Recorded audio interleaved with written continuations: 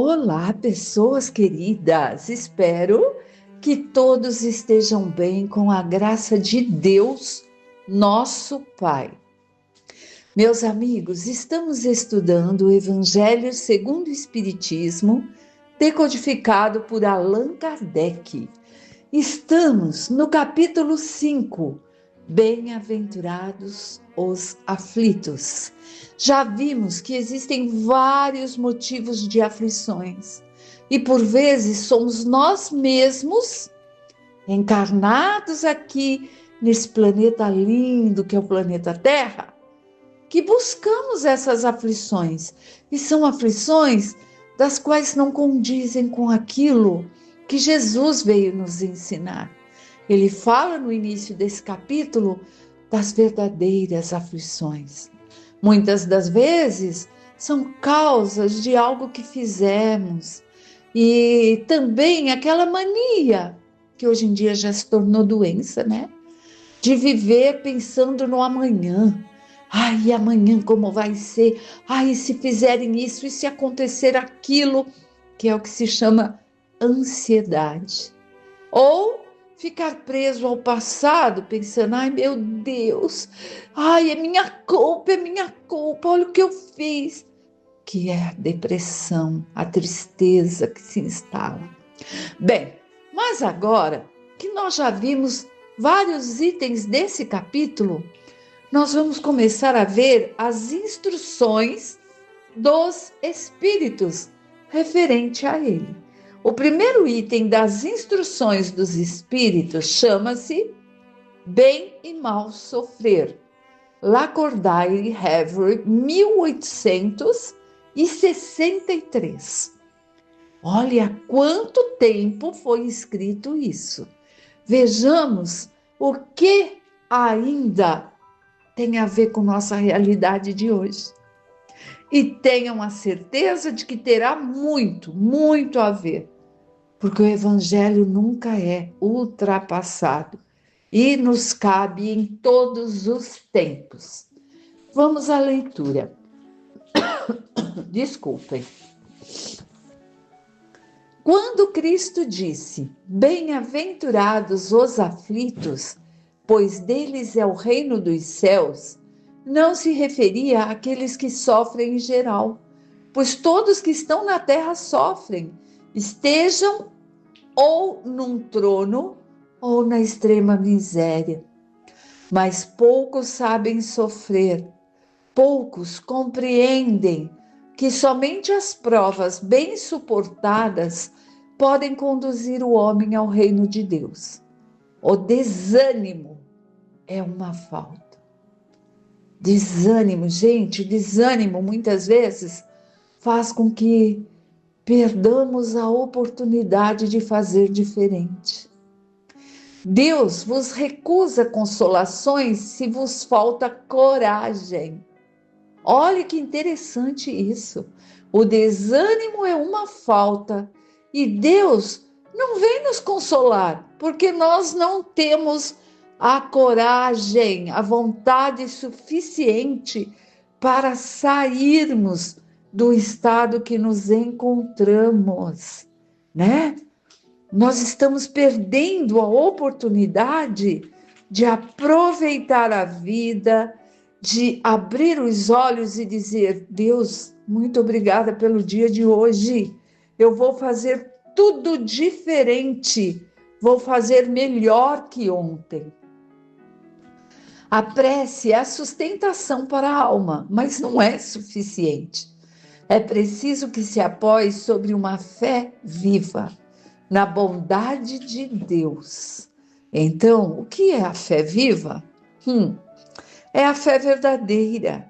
Não é aquela que a gente fala, eu acredito em Deus, eu acredito em Jesus, eu acredito nos espíritos superiores, mas aqui, dos meus lábios para fora.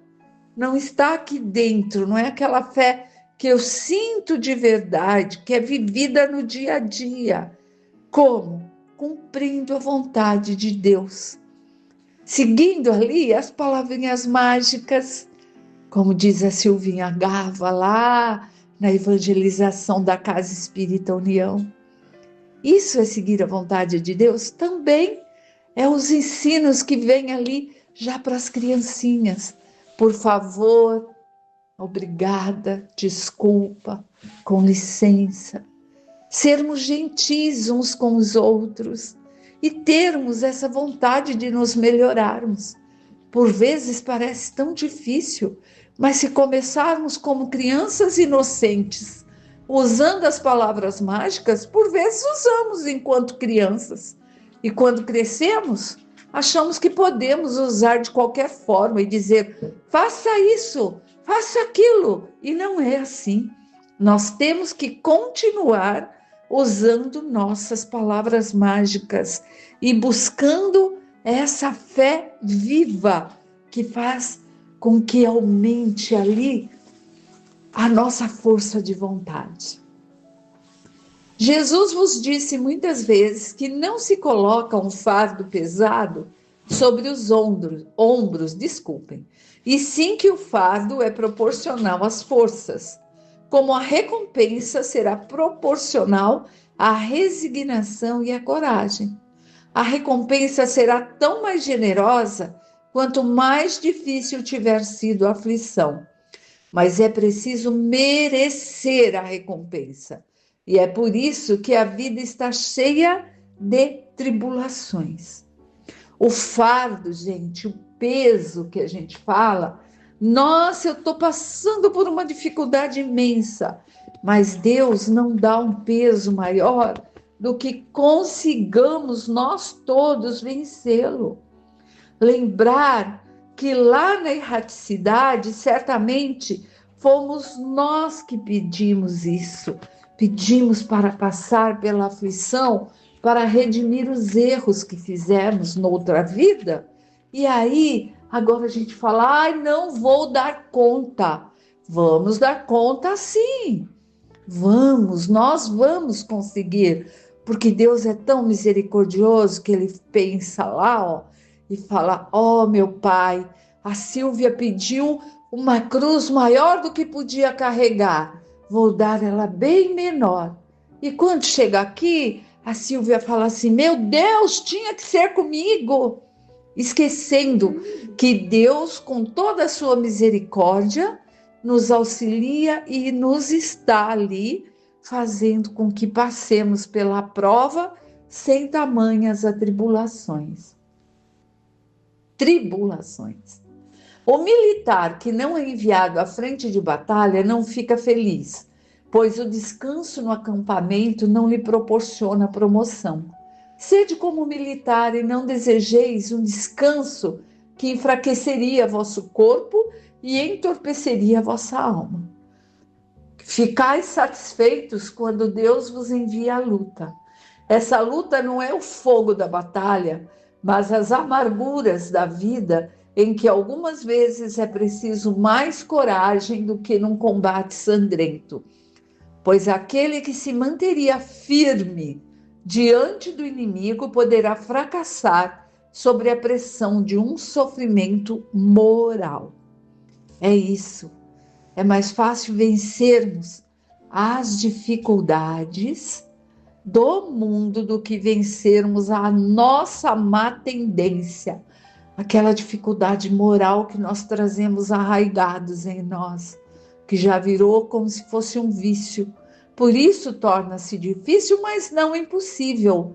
Nós podemos conseguir nos melhorarmos sim. O homem não tem recompensa por esse tipo de coragem, mas Deus lhe reserva coroas e um lugar glorioso. Quando vos atinge um motivo de dor ou contrariedade, esforçai-vos para superar isso. E quando chegardes a dominar os ataques da impaciência, da raiva ou do desespero, podeis dizer com uma justa satisfação, fui o mais forte. Bem-aventurados os aflitos. Pode traduzir-se assim: bem-aventurados aqueles que têm a ocasião de provar sua fé, sua firmeza, sua perseverança e sua submissão a vontade de Deus, porque terão 100 vezes a alegria que lhes falta na terra, e depois do trabalho virá o descanso. É isso. No Pai Nosso, nós rogamos a Deus para que seja feita a vossa vontade, mas se for diferente da nossa, a gente já se irrita e bate o pezinho no chão como criança birrenta e fala assim: Deus não me escuta, por que que não é do jeitinho que eu pedi, do jeitinho que eu quero? Então, meus amigos, é sobre isso que fala esse item do Evangelho: bem e mal sofrer. Podemos passar bem pelas atribulações, pelos sofrimentos, pelas discordâncias daquilo que nós pensamos, imaginamos e queremos para nós, se tivermos na nossa consciência, no nosso íntimo, a certeza de que nenhuma folha da árvore cai se não for da vontade de Deus, nosso Pai. Então, temos que passar bem pelas dificuldades. É fácil? Claro que não, claro que não. Mas devemos lembrar que estamos numa terra abençoada por Deus e bonita por natureza, como diz a canção, mas que é ainda de prova e expiação, passando ali com as turbulências que nós sabemos que tem aqui nesse tempo, né? Tanto de natureza moral, nossa, dos seres humanos, quanto na esfera física da natureza, das reações da natureza nos temporais, na ventania, no fogo, em tudo isso, porque a terra também está em transformação para ser ali uma terra de regeneração, onde aqueles que persistiram, buscaram, tiveram a fé firme, que lemos aqui nesse item, tivemos a coragem, a boa vontade, consiga ser merecedor. Mas como? Passando bem por esse sofrer, como diz o item, né?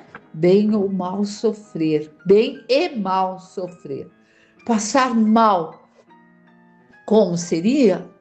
Seria o resmungar, para falar no linguajar que todos entendam, né? Ai, tinha que ser comigo. Por que não foi com fulano? A gente já pensa logo naquele com quem a gente tem um desafeto. E ai, por que não foi com aquele que começa a apontar os dedos? Sem saber que estamos cometendo mais deslizes no nosso perispírito, mais marquinhas, falando: poxa, a Silvia, hein? Ao invés de passar pelas dificuldades sem nhenhenhen, como se diz, está ali resmungando. E o que vai nos dar a força? A oração. A oração nos liga a Deus. É ali a corrente mental que liga o nosso pensamento a Deus e a de Deus em nós, para que acalmemos, achemos a solução, pois somos intuídos pelo nosso mentor, pelo nosso anjo guardião. Então, nós temos condições de passarmos bem pela prova. Se temos.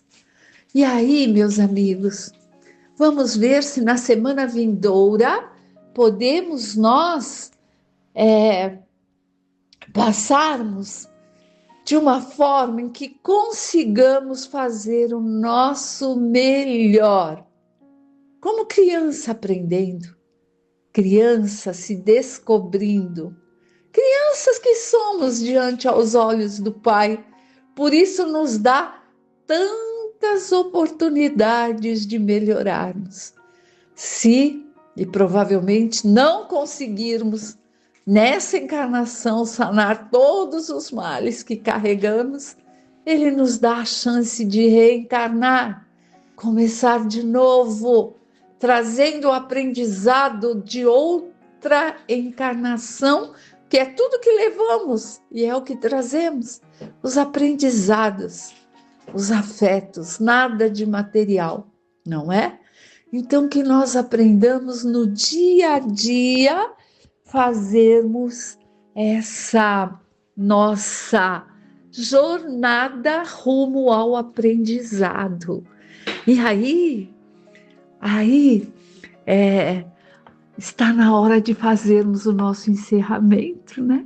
Agradecendo a Deus nosso Pai pela vida, pela oportunidade do estudo, por estarmos aqui agora, tirando um tempinho para ouvirmos os ensinamentos de Cristo, que Kardec deixou de uma forma tão mastigadinha para que possamos entender, seja no tempo em que estivermos, sejamos crianças, adolescentes, adultos ou já na maturidade, para que possamos sempre entendermos que Deus é Pai e está sempre olhando por nós. Pai nosso que estás no céu, santificado seja o vosso nome. Que venha a nós do vosso reino, que seja feita, Pai, a vossa vontade, assim na terra como no céu. E o pão de cada dia nos dai hoje, sempre.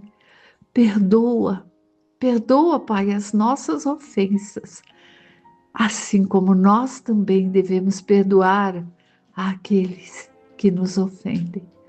Não nos deixe que caiamos em tentações, livra-nos de todo e qualquer mal, principalmente daquele que está dentro de nós.